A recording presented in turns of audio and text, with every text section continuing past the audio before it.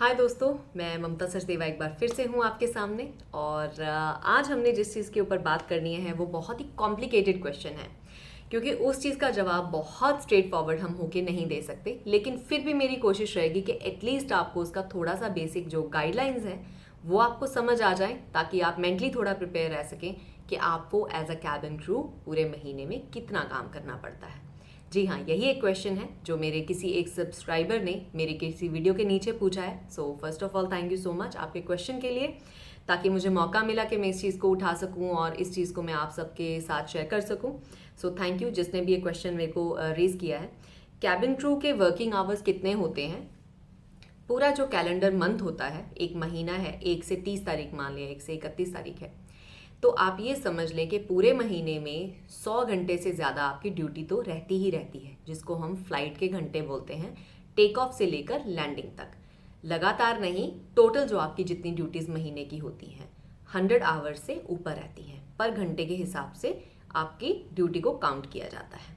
दूसरा इसका पहलू आता है कि कोई भी कैबिन क्रू, चाहे वो डोमेस्टिक एयरलाइन में है चाहे वो इंटरनेशनल एयरलाइन में है, वो 7 दिन लगातार से ऊपर फ्लाइट नहीं कर सकता। तो अगर आपकी फ़्लाइट 1 तारीख को शुरू हो रही है, 1 या 2 को आपने फ़्लाइट की, या 3 तारीख को फिर आप फ्लाइट पे गए, 5 तारीख को वापस आए, 6 को फिर गए, 7 तारीख को वापस आए, अगर आपकी फ़्लाइट्स जो हैं साथ साथ में भी हैं, 1 फ्लाइट, 2 फ्लाइट, 3 फ्लाइट, आपकी फ़्लाइट्स इस तरीके से डिज़ाइन होंगी कि आपका जो काम है वो 7 दिन लगातार अगर है, कहीं भी जाने का और आने का मिलाकर 7 दिन से ऊपर एक्सीड नहीं होना चाहिए। तो कोई भी क्रू जो 7 दिन लगातार काम करता है, जो कि बहुत रेयर केसेस में होता है, क्योंकि आपका 1 फ्लाइट रहती है, 1-2 दिन ऑफ आते हैं, फिर 3-4 दिन काम रहता है, फ्लेक्सिबल रोस्टर होते हैं, लेकिन 7 दिन लगातार काम करके ये मस्ट होता है कि आपको 2 या 3 दिन रेस्ट आपके बेस पे, जहाँ के आप कैबिन क्रू हो, जो आपका बेस है वहाँ पे आपको रेस्ट मिलता ही मिलता है। तो 7 दिन, 2 या 3 दिन ऑफ, फिर अगर आप 3-4 दिन फ्लाइट कर रहे हैं, फिर 2-3 दिन ऑफ, तो ये बेसिकली आपका रोस्टर जो होता है वो इस तरीके से बनता है। कुछ एक जो एयरलाइंस हैं वो कुछ सॉफ्टवेयर यूज़ करती हैं, जिससे ये रोस्टर ऑटोमेटिकली प्लान होता है सिस्टम से। कुछ एक एयरलाइंस में ये रोस्टर मैनुअली अपने हाथों से एक एक फ़्लाइट को डिज़ाइन करके बनाया जाता है। ये डिपेंड करता है कि कितनी बड़ी एयरलाइन में आप काम कर रहे हैं। अगर आप किसी बहुत बड़ी एयरलाइन में हैं जिनके पास स्टाफ ही 5 से 10 हज़ार है, तो वो 10 हज़ार लोगों का रोस्टर अपने आप नहीं बना सकते। तो वो क्या करते हैं, क्रू के जो नाम होते हैं उनका जो डेजिग्नेशन से मतलब कि वो कैबिन क्रू है, कैबिन सीनियर है, मैनेजर है, लीडर है, क्या है, वो उसमें सब फीड हो जाता है। और वो जो रूल्स एंड रेगुलेशंस हैं वो सॉफ्टवेयर में फीड होते हैं ऑलरेडी, और उसको ऑटोमेटिकली ही जब वो बटन दबाते हैं तो वो रोस्टर्स अपने आप उसके अकॉर्डिंग, जो उनके गाइडलाइंस होते हैं या रूल्स एंड रेगुलेशंस होते हैं, उसके अकॉर्डिंग आपके रोस्टर्स बन जाते हैं। एक और अच्छी चीज़ आपको बताती हूँ, जो अच्छी एयरलाइंस है उनके रोस्टर्स जो होते हैं, जैसे इस महीने 23 तारीख को मेरा अगले महीने का रोस्टर आ जाएगा, तो इससे क्या होता है, आप अपनी लाइफ को, अपनी फ़्लाइट्स को अच्छे से प्लान कर सकते हो।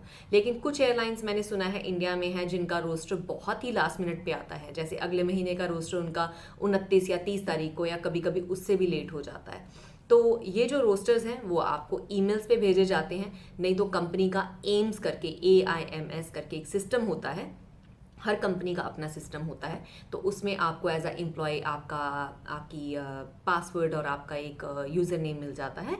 तो आपके जो रोस्टर्स हैं वो आपको उस पे आ जाते हैं हर महीने।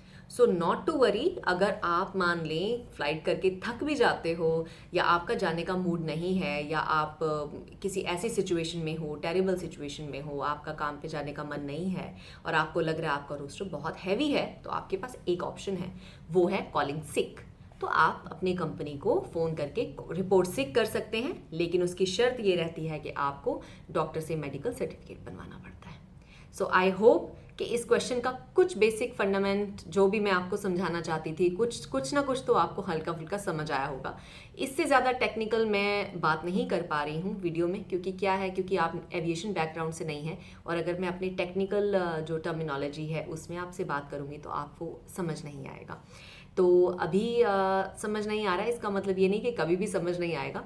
आई होप कि मेरी वीडियोस देख के आप थोड़ा थोड़ा कुछ एक टर्मिनोलॉजीज़ को, आप कुछ एक चीज़ों को कैच कर रहे हैं, जिससे आने वाली वीडियोस में जब हम थोड़ी बहुत एविएशन की टर्मिनोलॉजीज़ को हम डालेंगे तो आपको और इससे बेहतर नॉलेज मिलेगी।